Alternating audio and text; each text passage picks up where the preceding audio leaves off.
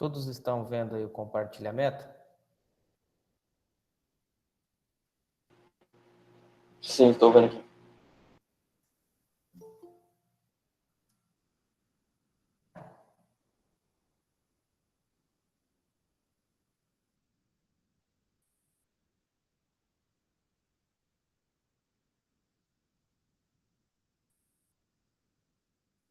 Então vamos lá, gente. O que a gente tem para ver ainda hoje, né? Nós vamos ver a parte toda do processo de formação de um solo, né? Como que um solo ele é formado, parte de intemperismo, entre outros fatores, como são os fatores de formação e quais são os processos de formação de um solo. É isso que nós vamos ver hoje. Então, dentro dos aspectos de geologia da nossa região, né, do que nós temos, nós estamos inseridos em algumas depressões. O estado de Rondônia está numa intersecção entre a região puramente amazônica, que nós chamamos que é a planície amazônica, e um planalto central. Nós estamos nessa divisão entre esses dois diferentes tipos de geologia. Então, nós estamos inseridos nessa separação geológica, e isso acarreta que nós temos também diferentes tipos de solos em distâncias bastante pequenas. Então, nós estamos inseridos nessa depressões aqui, depressões com residuais, significa que nós estamos representados por este local. Então, essas depressões com residuais e as depressões, então, nós estamos inseridos nesse ambiente, nessa questão de fonte relacionada ao relevo que nós estamos inseridos. Se nós pensarmos em como os solos são formados, né, dentro dos fatores de formação, o solo, segundo Durkheim, né, que iniciou os conceitos, né, e noções básicas de pedologia, que é o estudo do solo propriamente dito, antes do que Durkheim colocou em 1877, antes dele, o solo era apenas um manto de fragmentos de rochas e de produtos de sua alteração, que refletia unicamente a composição da rocha que deu a origem. Então, ele só representava a rocha que deu a sua origem. Isso era antes de Durkheim. E após, o que mudou, né? O que nós consideramos como solo? Quais são esses fatores que são observados? Isso são relatos históricos, e dentro do que o Russo nos colocou, o solo ele é provindo de um material de origem, tem interferência por organismos, tem interferência pelo clima, o tempo interfere diretamente na formação de um solo e é condicionado pelo relevo. Então, essas cinco informações que nós temos, material de origem, organismos, clima, relevo e tempo, hoje nós consideramos como fatores de formação de um solo. Então, nós temos esses 5 fatores de formação de um solo que são extremamente importantes para nos validar a informação de como é o nosso solo que nós estamos utilizando. Após o Durkheim, que colocou isso, teve um suíço, Hans Jenny, que em 1941 validou isso. Ele validou essa sequência de equação, onde nós temos que o solo nada mais é do que F. O que é F? É o material de origem, são os organismos, o tempo condicionado por um relevo e o clima, que interferem diretamente na formação de um solo. Dentro dos fatores de formação, nós temos os 5. Quais são os ativos? São o clima e os organismos. E dentro do fator passivo é o material de origem, aquele que sofre a ação. Então, esse é o material de origem, aquele que sofre a ação do clima e sofre a ação dos organismos. Dentro do processo de gênese, que é a formação de um solo, aí nós temos a rocha, que sofre a ação dos fatores ativos, clima e organismos. Essa rocha começa a ser intemperizada, forma-se o material de origem. Esse material de origem, num determinado tempo, condicionado pelo relevo, vai levar a formar um solo. E esse processo depende de uma outra característica que a gente vai ver lá na frente, que são os processos pedogenéticos. Então, o solo é formado por essa figura que representa como um solo, ele é formado por meio dos seus fatores de formação.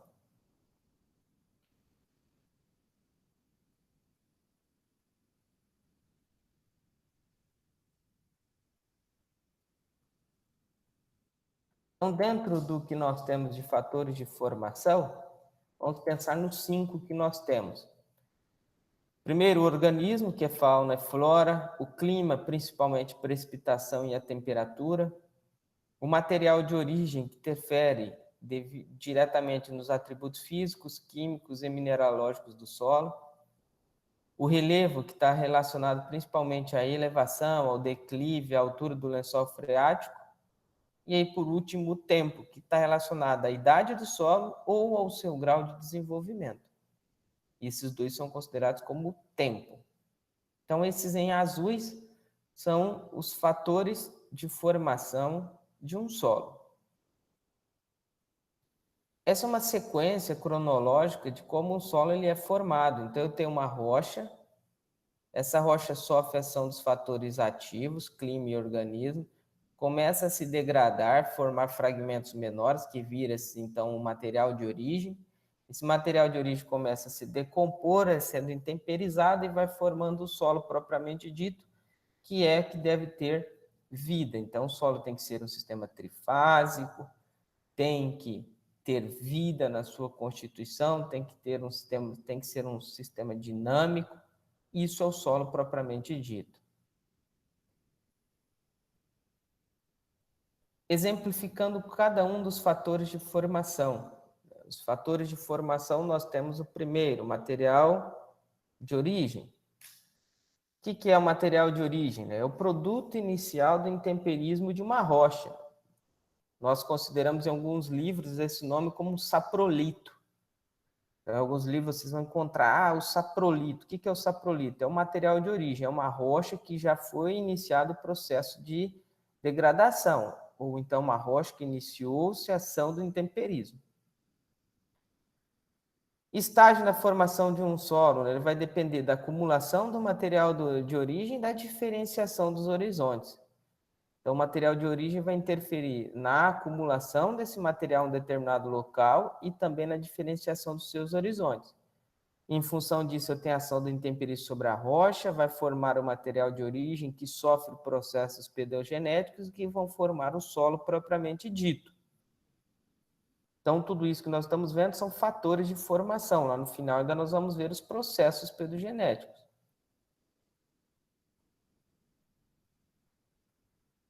Dentro do material de origem, né, sofre a ação do intemperismo, que pode ser o mecânico ou físico, intemperismo químico, e também pode sofrer a ação do intemperismo biológico. Né?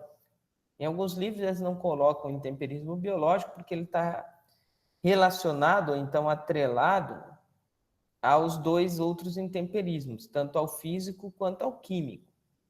E o intemperismo ele vai depender de quê? Principalmente das condições climáticas, das características das rochas e das características químicas e estruturais também dessas rochas, não só físicas quanto químicas. Quais são as fontes do material de origem? O material de origem provém de uma rocha. E essa rocha pode ser magmática, que é uma rocha ígnea, pode ser uma rocha sedimentar ou pode ser uma rocha metamórfica. Dentro desse material de origem, nós classificamos ele como autóctonos ou alóctonos. O que isso significa? Que são residuais ou sedimentares por acúmulo, e os outros que foram transportados, foram alocados de um determinado local em outro. E aí esses transportados podem ser por ação da gravidade, podem ser coluviais por ação, que nós temos principalmente de um ponto a outro. Pode ser por água, né, aluviais de rios, marinhos, de mares e lacustrinos dos lagos. Pode ser via gelo, né, em geleiras, onde você tem todo um processo glacial, onde pode ter um exemplo, as avalanches que transportam de um local para o outro, e o vento também, que tem ação eólica, levando o material de origem para outro determinado local.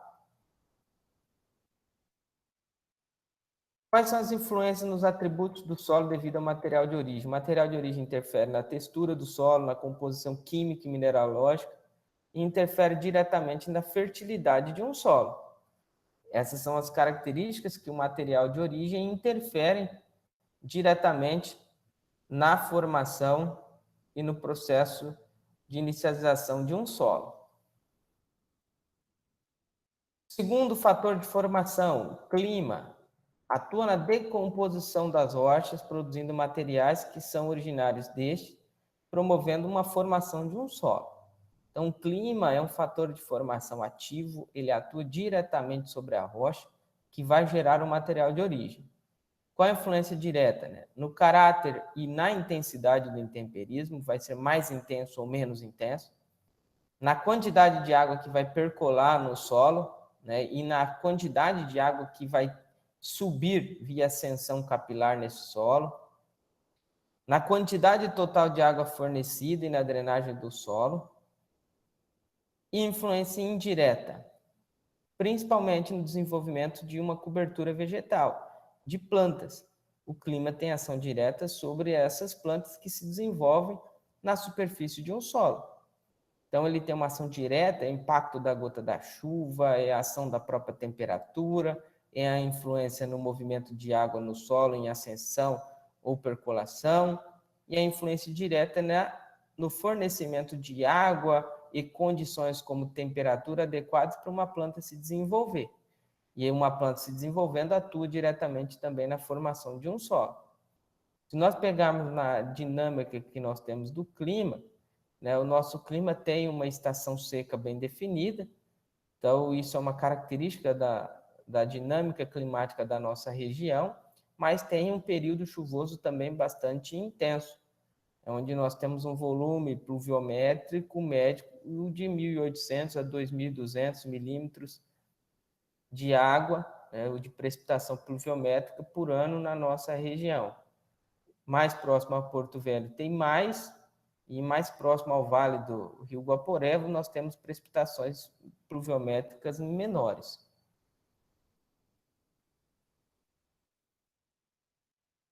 Quais são os atributos do solo que são influenciados pelo clima? O clima interfere na profundidade do solo, principalmente pela precipitação. Essas letras entre os parênteses estão relacionadas à precipitação e temperatura. O conteúdo de bases trocáveis da acidez, a precipitação interfere muito. Eu posso ter lixiviação de bases, isso vai aumentar a acidez, a profundidade de acumulação de cálcio, isso é via lixiviação, que é precipitação. A precipitação interfere na erosão do solo, no teor da fração argila, a precipitação e a temperatura interfere acelerando ou reduzindo o processo de transformar uma argila 2:1 em 1:1 ou oxídica. A atividade biológica, o clima interfere, e a quantidade de matéria orgânica, isso está diretamente atrelado tanto à temperatura quanto à precipitação. Dentro do relevo, ele vai referir a quê? É a expressão ou então a disposição que nós temos do solo na superfície da Terra. Então, a influência direta do relevo. O relevo muda a dinâmica da água no solo? Sim, se o relevo é mais inclinado, acidentado, significa dizer que a água vai escorrer superficialmente e vai infiltrar menos. Então, ela tem uma dinâmica diferente da água no solo. O relevo, se for mais plano, vai controlar o escoamento superficial, vai aumentar a infiltração e vice-versa. Essa é uma influência direta. Uma influência indireta do relevo. Zoneamento vertical do clima. O que isso significa? Se eu pegar um morro, que tem um pico de 1.000 metros de altitude, será que nesse ponto mais alto desse morro a temperatura ela é diferente da temperatura no sopé desse morro, então na parte basal dele? Com certeza, quando nós aumentamos a altitude, a temperatura vai reduzindo. E outra questão é a própria exposição das encostas, né? Qual a influência direta do relevo, né? Se eu tenho um relevo muito mais acidentado, ele está muito mais exposto, a sofrer ação, principalmente de precipitação pluviométrica, de sofrer um processo de intemperismo.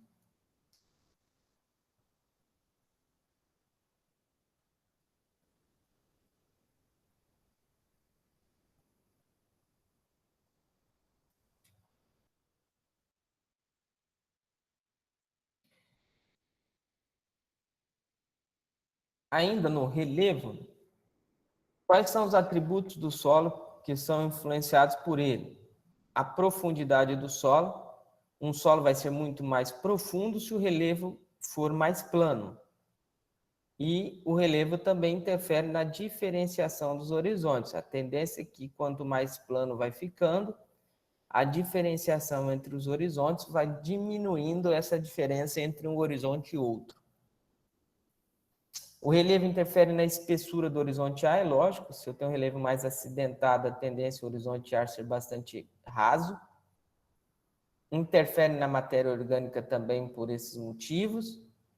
Interfere na lixiviação, na eluviação. O que é eluviação? Movimentação de argila. Interfere na acidez de um solo. O relevo também interfere diretamente no lençol freático. Isso vai depender se eu tenho rocha ou o material de origem muito mais próximo à superfície ou não. Interfere na erosão e no perfil de um solo. Relações do relevo com os tipos de solos, né? O que é uma tendência? Tá? Que quando o relevo ele é mais acidentado, ou mais com picos como esses aqui, eu tenho solos mais novos. O que são esses solos mais novos? São considerados neossolos litólicos. Litólicos porque vem da rocha, e neo vem de novo. Então aqui eu vou ter os neossolos litólicos como solos mais jovens. Os cambissolos vão vindo na sequência, então eu saio de um neossolo litólico, o solo mais jovem que eu tenho. Então aqui eu tenho a rocha. Vocês vão vendo que ela vai se aprofundando com o tempo e aqui vai criando um solo mais espesso. Então que tem um cambissolo, um relevo já ondulado, né, mas não tão montanhoso como este. Depois do cambissolo, eu vou apresentar um solo com B textural. O que é esse solo? Eu considero ele como um argissolo. São solos que apresentam um B textural. E por último, eu começo a formar os latossolos, que são solos mais velhos, estão no relevo mais plano e que apresentam um perfil mais profundo e também uma diferenciação entre os horizontes menor. Isso é uma característica dos latossolos. Então, essa é uma sequência de relevo que nós temos com relação aos tipos de solos. Relevo mais acidentado, solos mais novos. Relevo mais plano, solos mais velhos. E aqui é uma característica, um exemplo, só para a gente entender um pouquinho em relação ao homem, relevo e solos, né? A dinâmica que nós temos de desenvolvimento. E o tempo. Então, nós estamos no quarto fator de formação. O tempo refere-se à idade relativa ao grau de desenvolvimento do solo. Então, o tempo pode ser em idade, em anos, ou pode ser também em grau de desenvolvimento. Posso ter um solo novo em idade, mais velho em características de desenvolvimento. E isso vai nos dar uma ideia da diferenciação dos horizontes. Então, um exemplo de tempo é que eu tenho uma rocha que sofre ação do intemperismo, que aqui está a precipitação e temperatura, os solos vão sendo formados, aqui a diferenciação entre horizontes, e isso leva um determinado tempo. Isso pode ser mais rápido ou mais lento, esse desenvolvimento que é o grau de maturidade. Então, o tempo ele é dividido em idade absoluta ou idade relativa. Idade absoluta em anos, idade relativa é o grau de desenvolvimento, que está relacionado à profundidade do perfil do solo e à diferenciação dos seus horizontes. Então, se eu tenho um latossolo, que é um B, que apresenta essa letra W, que é um B latossólico, esse solo, ele vai ser um solo mais velho que eu tenho. Mas não significa que ele é o mais velho em número de anos, é em grau de desenvolvimento. Então, essa é a mesma imagem que nós vimos anteriormente, só que representada de uma outra forma. Então, com o tempo, nós vamos aprofundando a rocha e o material de origem e o solo vai ficando mais espesso. Os organismos nós temos a biosfera, a zoosfera, que está relacionada à macro e microfauna.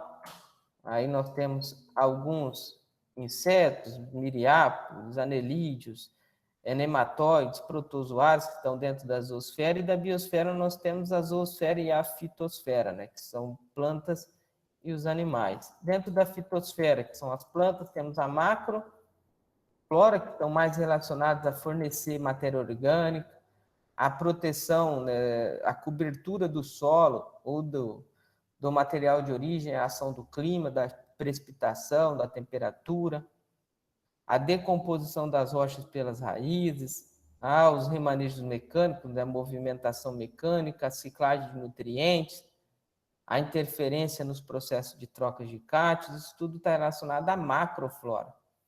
A microflora já são as algas, já são os fungos, que eu tenho decomposição de resíduos orgânicos, formação de humus, eu posso ter fixação biológica de nitrogênio, eu posso ter uma decomposição de compostos carbônicos mais resistentes. Isso tudo está relacionado à fitosfera. E eu também posso ter as bactérias, são autotróficas, que estão ligadas principalmente à nitrificação, desnitrificação e oxidação do enxofre. Então, essas bactérias autotróficas são fundamentais no ciclo do nitrogênio e no ciclo do enxofre, que são dois elementos essenciais das plantas. As heterotróficas também estão relacionadas a ciclos de nitrogênio e a ciclo, né, de enxofre, devido a um processo de fixação de N, e também num processo natural, onde eu tenho os compostos orgânicos sendo decompostos por um processo de mineralização da matéria orgânica. Então, transformar aquilo orgânico em algo mineral, onde as plantas podem absorver aqueles nutrientes. Então, nós vimos os 5 fatores de formação. Então, nós vimos clima, organismo, material de origem, controlado pelo relevo em um determinado tempo. Isso tudo são fatores de formação. E esses fatores de formação, né, o solo, para ser formado, ele depende de processos pedogenéticos, para formar, propriamente dito, o perfil de um solo. Então, quais são esses processos de formação? Nós vimos os fatores, que são 5. Aí nós vimos material de origem, nós vimos o clima, nós vimos os organismos, nós vimos o tempo condicionado por um relevo. Agora nós vamos ver os processos de formação de um solo. Dentro da teoria de Simmons, o solo sofre adição, o solo sofre transformação, o solo sofre translocação e o solo sofre perdas. Então, 4 são os processos de formação. Eu tenho adição, perdas, translocação e transformação. Então, todos estes são 4 processos de formação de um solo. Então, aliado aos fatores de formação, aí veio a teoria de Simonson em 1959, após lá do Dukaev e após o francês ter validado a equação de Dukaev, Simonson propôs ainda mais 4 processos de formação. Onde? O que é adição? A entrada de água por precipitação, a entrada de oxigênio e dióxido de carbono, a entrada de matéria orgânica, de materiais sedimentares, a entrada de luz. Quais são os processos de transformação? É quando eu tenho a mineralização da matéria orgânica, está transformando a matéria orgânica em algo mineral. Reações da matéria orgânica e da argila, transformar uma argila 2:1 em 1:1, e argila 1:1 em oxídica. Isso está relacionado à destruição das redes cristalinas dos minerais. Translocação, mudar de lugar. Eluviação, movimentação ou a perda de matéria orgânica de uma camada para outra. Eluviação de argila, movimentação do horizonte A para o horizonte B, entre outros. A absorção de nutrientes, também uma translocação. A planta absorve nutriente a 0,5 metro de profundidade, um exemplo, esse nutriente vem para a superfície, a planta se decompõe, esse nutriente volta na superfície do solo. Perdas por evaporação, por desnitrificação, perdas por água, movimentação de materiais. Então, isso todos são processos de formação de um solo.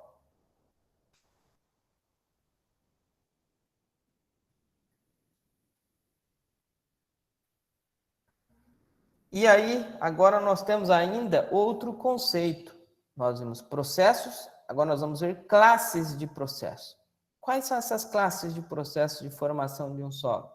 Tem a podisolização, que é a transformação, que é baseada em 2 processos: transformação e translocação. Então, o que é podisolização? Nada mais é, de forma resumida, do que uma translocação de argila do horizonte A para o horizonte B. Um processo de eluviação. Eluviação é de perda. Translocar, desculpem, a argila que estava no horizonte A para o horizonte B. Do A ela está eluviando, e no horizonte B, que está ganhando essa argila, ela está sendo iluviada. Então, eluviação é uma perda de argila e iluviação é um ganho dessa argila. Então, outra forma de podisolização, de translocação, a não ser argila, também pode ser a matéria orgânica, que pode ser translocada para um B de algum solo e formar um B espódico, que é característico do espodossolo. E aí o B textural, que é justamente a formação de um argissolo, o segundo principal tipo de solo que nós temos no Brasil. Então, a podisolização, que é a translocação de argila do horizonte A para o B, vai formar o horizonte B textural, que é a principal característica presente em um argissolo.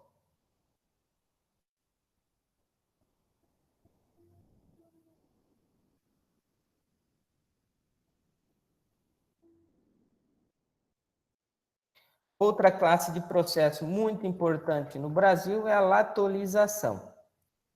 Então, nós vemos podisolização, que era translocação, agora latolização, que é remoção, ou a mesma coisa do que perdas. O que ela significa? Ela consiste na remoção de sílica no perfil de um solo, após a transformação dada pelo intemperismo. Então, o que é a latolização? É a perda de sílica. Qual que é a sílica? Tetraedro de silício. Certo? E aí vai perdendo esse tetraedro de silício e vai formando um B latossólico, que são ricos de óxido de ferro e de alumínio. Então, esse é o processo de latolização. Então, uma classe de processo muito importante para os nossos solos. E essa classe de processo é a principal no Brasil. É onde forma os latossolos. Então, nós vimos a primeira podisolização, que forma os argissolos, e agora nós vimos latolização, que formam os latossolos. Outra classe de processo é calcificação. Aí já é um processo de translocação também, só que translocação não de argila, de carbonato de cálcio, o que vai proporcionar uma maior concentração de carbonato de cálcio em profundidade. Isso é um processo uma classe de processo chamada calcificação. Outra classe de processo, gleisação, aí já é transformação. Muda a característica daquele ambiente. Então, o que eu tenho aqui como gleisação? Pode ser uma decomposição lenta da matéria orgânica, promove seu acúmulo, deixa o solo escuro, ou pode ter um ambiente que está relacionada à má drenagem, que vai transformar ferro e manganês, que eram de formas oxidadas, em formas reduzidas. Então, isso está relacionado a um processo de transformar um ferro reduzido num ferro reduzido um ferro oxidado numa forma reduzida. Isso é a mesma coisa com o manganês, transformar um manganês oxidado em uma forma reduzida pela baixa disponibilidade de oxigênio no sistema. Então, ele muda a condição daquele ambiente e isso nós chamamos de transformação, que é um processo, uma classe de processo conhecida como gleisação. A gleisação é uma classe de processo que vai formar os solos que são conhecidos como gleisolos, ou solos, então, de ambientes mal drenados o ano todo. Outra classe de processo, alomorfismo, já é uma transformação também e uma adição. Alomorfismo é excesso de sais. Então, onde eu tenho solos alomórficos, estão sempre em ambiente de depressão, onde há um acúmulo, e onde eu tenho água, por um determinado período do ano, acumula essa água, e essa água tem uma concentração de sais elevada. Num determinado período, essa água seca, ou então ela evapora, e aí se concentra esses sais nesse ambiente. O alomorfismo é uma classe de processo bastante comum na região dos solos do Nordeste do Brasil, certo? Então, lá na região do Nordeste, a gente tem essa classe de processo agindo, que é o alomorfismo, que é uma concentração de sais no solo.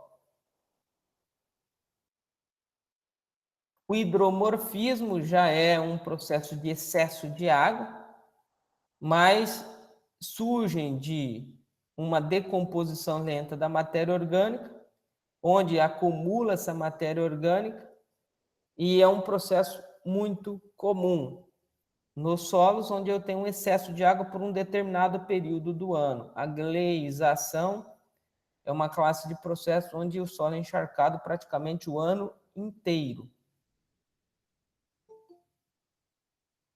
Então, dentro dos fatores de formação que nós vimos, que são 5, nós vimos depois processos de formação, que são 4. E agora nós vimos as classes de processos, certo? Todos esses estão interligados. Um solo não é provindo apenas de um único fator, de um único processo, de uma única classe. O solo é um conjunto da obra, onde todos estão agindo. E se eu tenho um fator de formação agindo com maior intensidade, um processo agindo com maior intensidade, uma classe de processo, vai nos direcionar para um determinado tipo de solo. Então, eu vou saber que naquela região, que tem aquele material de origem, aquela geologia, provavelmente ali naquele ambiente, eu vou formar um determinado tipo de solo. Vamos dar um exemplo. Ali vai sempre ser formado um latossolo. Essa é a condição que nós temos de estudar os fatores de formação, os processos e as classes de processo. Todos esses que nós vimos estão ligados ao processo de intemperismo, que pode ser físico, que pode ser químico. O que é o intemperismo físico? O intemperismo físico ou mecânico é aquilo que pode ser direto, o impacto da gota da chuva sobre uma rocha. O desenvolvimento de uma raiz em uma rocha. A raiz pode estar aumentando o seu diâmetro e quebrando aquela rocha.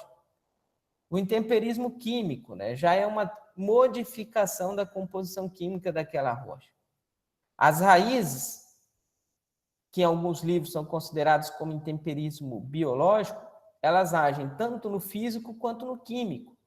Porque no físico, eu posso estar aumentando o diâmetro de uma raiz e ela rompendo uma fissura numa rocha, e ela também pode estar liberando exudados radiculares, que podem ser ácidos, ou que normalmente são ácidos, e esses exudados radiculares vão fazer intemperismo químico sobre aquela rocha. Então, o intemperismo físico e o químico estão interligados com o intemperismo biológico, então estão juntos, é uma consequência do intemperismo biológico é o intemperismo físico e o químico. Dentro do intemperismo físico, né, ele vai nos dar uma ideia de aliviar a pressão devido à erosão, né? Então eu tenho uma influência direta de pressão. O intemperismo físico vai dar-nos uma ideia de expansão de água de sais, uma variação térmica, pode rachar uma rocha ou trincar uma rocha. Ação mecânica, como eu falei, de raízes e outros organismos, o impacto direto da gota de uma chuva, isso tudo é intemperismo físico. Intemperismo químico, o principal dele é a hidrólise. O principal agente do intemperismo químico é a água. O principal agente do intemperismo é a água. A água, em função da sua condição química, se ela é mais ácida ou menos ácida, ela vai interferir diretamente na formação de um solo de forma mais rápida ou mais lenta. A água vai interferir nos processos de oxidação e redução.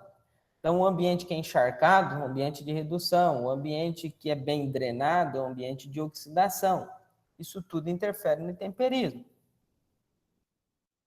Hidratação e desidratação. Eu posso ter argilas que têm cargas elétricas negativas ou positivas e a água, ela é dipolar, então tem dois polos, um positivo e um negativo, e a água vai fazer, ou então tem a facilidade de se ligar a qualquer argila, tanto uma positiva quanto uma negativa. E esse processo é hidratação ou desidratação. Essa água entra, absorve na superfície de uma argila e também ela se perde. Ou então há um processo de dessorção dessa argila, e aí nós chamamos de desidratação, onde há a perda da molécula de água. Se eu tenho um processo de hidratação e desidratação, eu posso ter um sulfato de cálcio, aqui que está um exemplo hidratado, né? Então, eu posso ter um processo de formar, então, a gipsita, então, que é um sulfato de cálcio hidratado, e eu tenho aqui um sulfato de cálcio, quando ele não é hidratado, eu chamo de anidrita. Então, eu posso ter um processo de mudança, de transformação dos minerais presentes naquele solo. Quelação é o recobrimento das partículas por substâncias orgânicas. Então, eu posso ter um processo de quelação. Capacidade de trocas de íons, né, de capacidade de troca de cátions e capacidade de trocas de ânions, isso tudo está relacionado a um processo de superfície de intemperismo químico dentro de um material de origem. Então, dentro dos processos de intemperismo que a gente tinha para ver, eram esses, e dentro dos processos e fatores de formação de um solo. Então,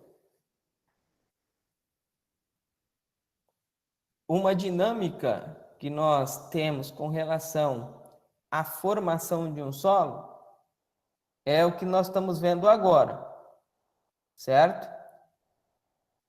Com relação a algumas perguntas, né? Eu vi aqui no chat que vocês colocaram uma pergunta aqui. Eu não escuto, não vejo a pergunta porque eu estou no modo apresentação quando eu estou falando.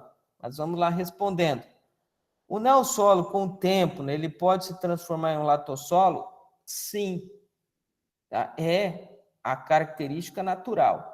Então, o neossolo, com o tempo, se ele tiver principalmente numa região onde tem chuva, onde tem uma temperatura mais elevada, a tendência é que ele vai sair de neossolo e vai passar a ser um argissolo, um latossolo. Se eu estou numa região que tem neve praticamente o ano inteiro, que eu tenho recobrimento por geleiras, a tendência é que eu não vou ter um processo de intemperismo muito intenso, e aí esse solo vai tender a ficar mais novo por muitos anos. Não sei se foi isso a sua pergunta.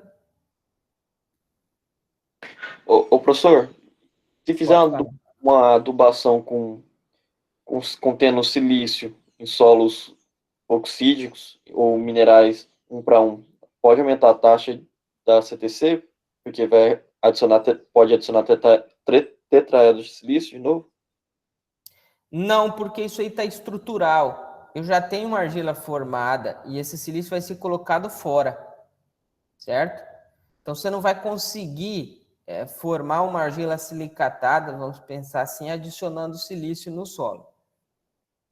Só se pensasse assim, revertesse todo um processo, adicionasse uma enorme quantidade de silício, aí quando o solo estaria sendo um material de origem mineralizado, iria adicionar esse silício no sistema.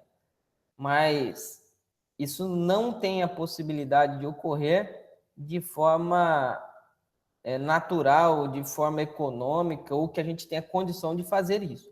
Esse processo, a gente não consegue reverter ele.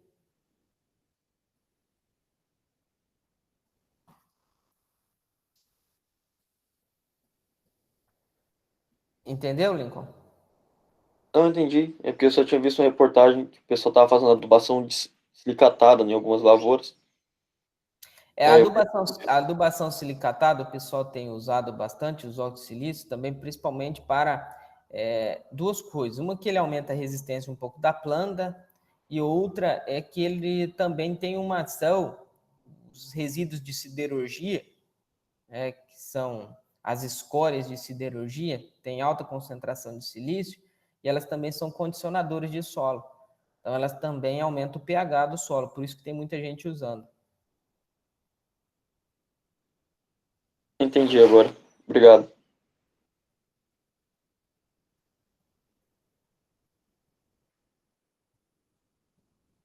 Então, gente, o que nós tínhamos para ver dentro do conteúdo da disciplina teórico, hoje a gente encerrou todo esse conteúdo teórico, certo?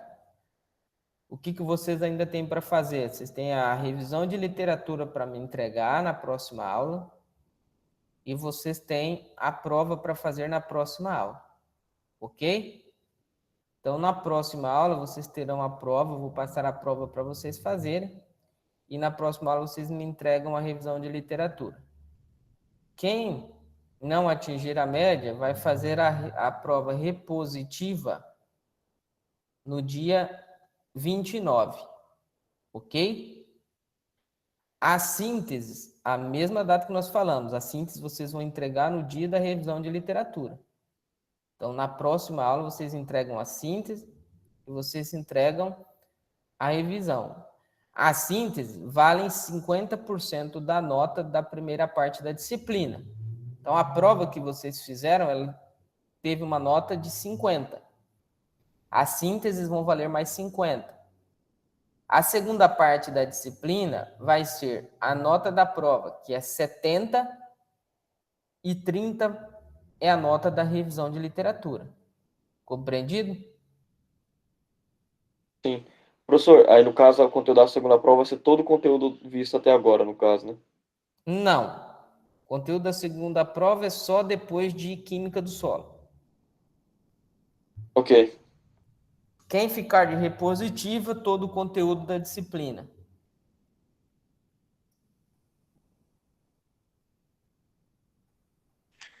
Professor, bom dia. É para entregar até que dia essa revisão de literatura? A próxima aula, filho. E a prova vai ser na próxima aula também. No dia 22, vocês me entregam a síntese, todas as sínteses das aulas, e vocês me entregam a revisão de literatura no dia 22. E vão fazer a prova no dia 22. Só não sei ainda que dia que vocês vão entregar a prova. Se no dia 22, se no dia 23, se no dia 25, mas vocês vão fazer a prova no dia 22. Professor, teve umas sínteses que já foram enviadas. E essas que eu já enviei, que o senhor abriu e eu enviei, eu não tenho elas mais. Eu só tenho, acho que 3 ou 4 sínteses. Eu quero que vocês façam tudo um único documento. Não, sim, mas antes não era assim, né?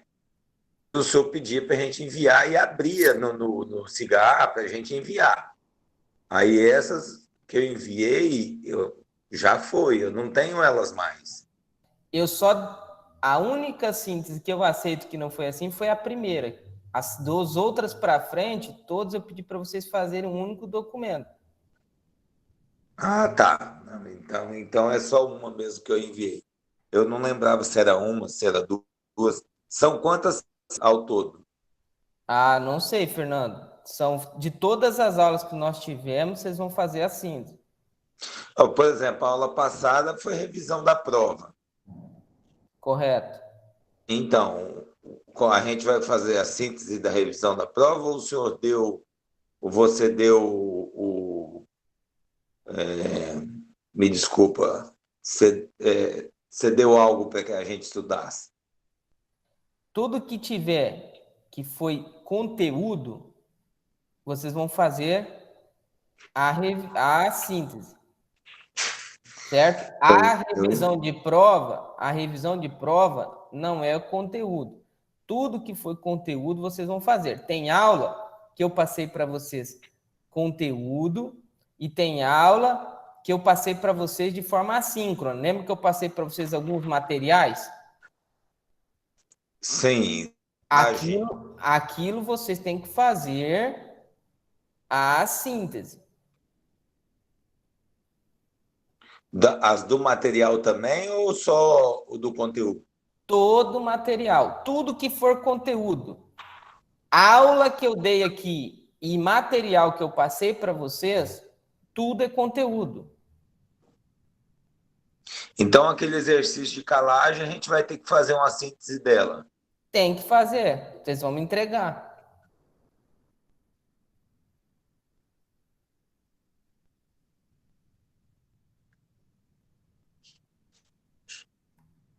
Entenderam? Tudo que for conteúdo de forma assíncrona e de forma síncrona que eu passei aqui para vocês, vocês vão fazer. A única coisa que vocês não vão fazer a síntese é daquilo que nós discutimos aqui. Foi algum conteúdo, alguma coisa que vocês perguntaram de conteúdo passado. Não tem problema. Isso não é para fazer a síntese. Agora, todas as aulas que vocês tiveram comigo é para ser feito um resumo ou uma síntese que vocês colocam aí em um único documento. Vocês podem até fazendo por data, vocês podem fazendo por título de conteúdo. Correto. Professor, o senhor poderia fazer a gentileza de postar no Cigarro mais tarde quantas sínteses são e referente ao quê, cada uma? Porque são muitas aulas, umas foram gravadas, outras não foram, e eu não consigo imaginar todas. Eu devo ter umas 4 ou 5 prontas. A cada término de uma aula eu já pegava e fazia. Mas eu não sei, talvez eu possa ter faltado uma ou outra. Se o senhor puder fazer essa gentileza. Eu não sei quantas aulas nós tivemos e os materiais que são assíncronas estão lá no Cigar. Então, os que estão no Cigar como material, vocês têm que fazer síntese. Os que estão lá como aula, que não está no Cigar, mas está no canal do YouTube, vocês precisam fazer a síntese. Então, tem duas coisas. Vocês têm um canal do YouTube que tem as aulas gravadas e vocês têm no Cigar os materiais escritos. Aí, só quantificar lá quantas aulas tem no canal do YouTube. Se tem 5, se tem 6, vocês vão fazer 6. Se tem 3 materiais no Cigar escritos, vocês vão fazer 3 daqueles assíncronos mais as 6 aulas. Então, daria 9.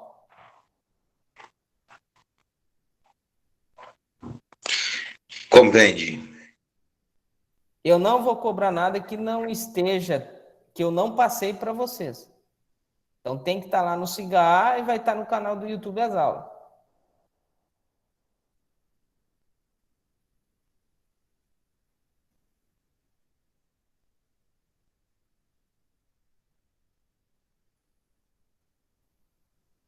Aí só lembra, eu falei para vocês no começo das aulas, as normas para revisão de literatura já se encontram lá no Cigar, certo?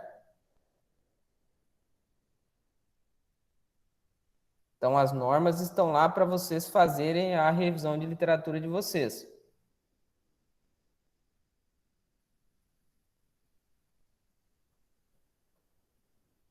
Algum questionamento a mais de vocês? Eu já vou deixar aqui, vou ver se eu já consigo anexar essa aula de hoje lá no canal. Ele demora para carregar para caramba, mas vamos ver se eu já coloco lá para vocês.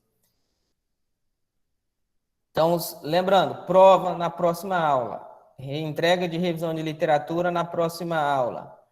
Entrega das sínteses na próxima aula. Tudo isso dia 22.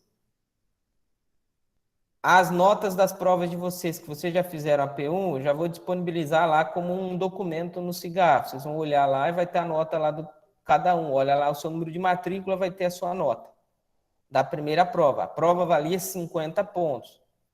Os outros 50 são da redução das sínteses que vocês vêm fazendo.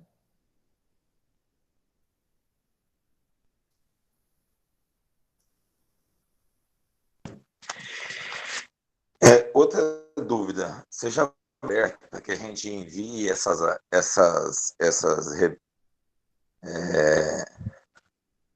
não só a revisão de literatura, mas também esses resumos?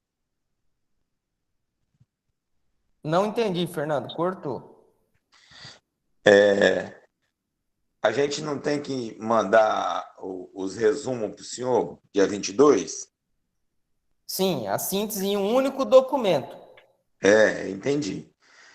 Você já vai deixar aberto, disponibilizado no cigarro? Você só vai abrir no dia 22? Quem quiser enviar antes, tem problema nenhum. Ah, tá. Só Então que você eu já quero... vai deixar aberto. Vocês podem enviar via cigarro, vocês podem encaminhar no meu e-mail. Tanto faz. Agora, lembrem, tem que estar até o conteúdo da aula de hoje na síntese. Se vocês fizerem a síntese depois de amanhã do conteúdo de hoje, se vocês quiserem me enviar, não tem problema nenhum. Tá, ok. Mas então você já vai deixar disponibilizado para o envio. Fica lá no cigarro, vocês podem enviar lá. Tá bom, então. Obrigado. Se vocês não conseguirem lá, envia no meu e-mail, não tem problema nenhum também.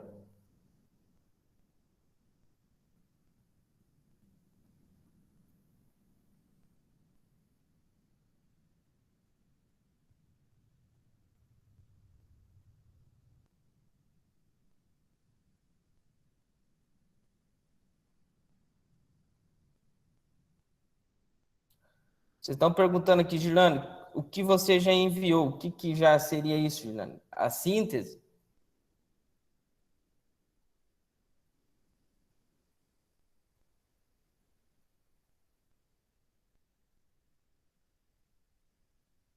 Acabei de explicar aí.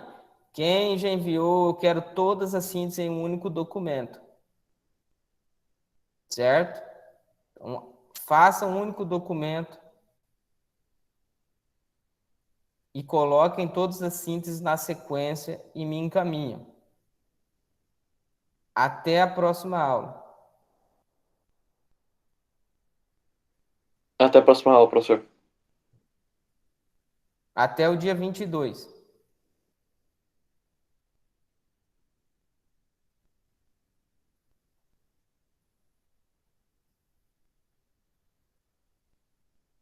Alguma dúvida mais, pessoal? Sim, a prova vai ser em dupla de novo, não? Boa pergunta, Fernando.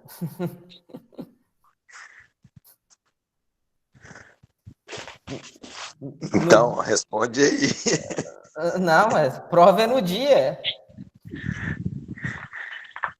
Não, eu entendi que a prova é no dia, eu entendi tudo. Por exemplo, eu nem sabia que era de dupla, entendeu? Aí que a gente foi descobrir no dia da prova. Então a gente vai descobrir isso no dia da prova também? É lógico.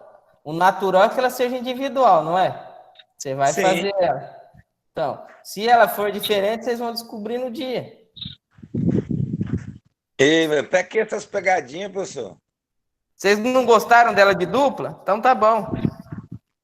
Não, quem que faz ela é de grupo de 5. Ah, eu achei que você não gostou da pegadinha. Não, pô, eu adoro pegadinha. Ah. Mas Tá no bom, dia então. vocês vão saber, nos dias vocês vão saber. Tá bom. Dia 22 nós estamos lá. Um abraço. Tenha um bom Até dia. mais. Bom dia aí. Ô Luan, com relação ao tema, eu passei o tema da revisão. E lá nas normas ainda tem lá os tópicos. Vocês têm que ficar mais atento lá e olhar. Eu até passei os tópicos de que tem que ter numa revisão. Ah, acabei de olhar lá, professor. Só tá faltando fazer minha introdução e o resumo. Aí só vou arrumar aqui então.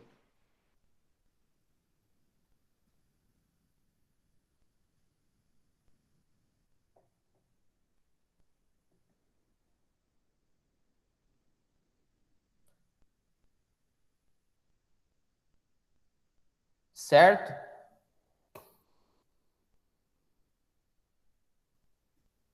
Então, lembrando, hoje a gente encerrou o nosso conteúdo. Na próxima aula, a entrega da revisão de literatura, a entrega das sínteses e a prova P2. Então, tudo isso a gente vai fazer na próxima aula, no dia 22, ok? Hoje... Professor? Oi. Só um segundinho. Eu cheguei atrasado na aula. Uns minutinhos, né? Porque você começa mais cedo que os outros professores. Tem como você me passar o título da aula de hoje? Ela vai ficar disponível lá no canal, Fernando. Tá gravando a aula aqui, tá? Então, mas eu nunca consigo abrir essas aulas. Você já entrou no YouTube lá e buscou? No YouTube, não. Eu abro elas pelo Siga. Entra no YouTube, você vai encontrar lá no canal do YouTube todas as aulas disponíveis.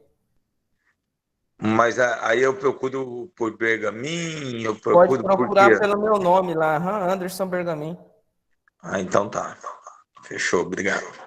tá? Beleza. Se você não tiver conseguindo aí, vê quem já entrou, ele te manda talvez até o link aí. Não, no YouTube, se tiver o seu nome lá e as aulas estiverem lá, eu acho. Agora, baixar no Cigarro não tem como. No Cigar ele não tá deixando por questão do tamanho das aulas. Entendi. Hoje você vai dar mais aula ou já acabou por aqui? A gente encerrou o conteúdo hoje, aí vocês ficam disponíveis para fazer novamente, continuar a revisão de literatura que vocês forem, que é um trabalho que conta no conteúdo da disciplina aí. A revisão de literatura eu já fiz, eu só preciso colocar naquela ordem que eu te mandei o áudio, se eu não ouviu, que eu estava com dúvidas, mas agora você já postou no Cigar, que eu já vi, a forma que tem que ser feita, eu só vou adequar e já vou te mandar. Sem problema nenhum. Porque eu já tenho praticamente tudo pronto, porque quando a gente está aquecido na aula, fica melhor para fazer do que uma semana depois, né? Não, não tem problema nenhum. Pode me encaminhar. É até dia 22. Vocês têm até dia 22 para me enviar. Aí só lembra, tem aquelas normas lá, seguem aquelas normas. Sim, ok.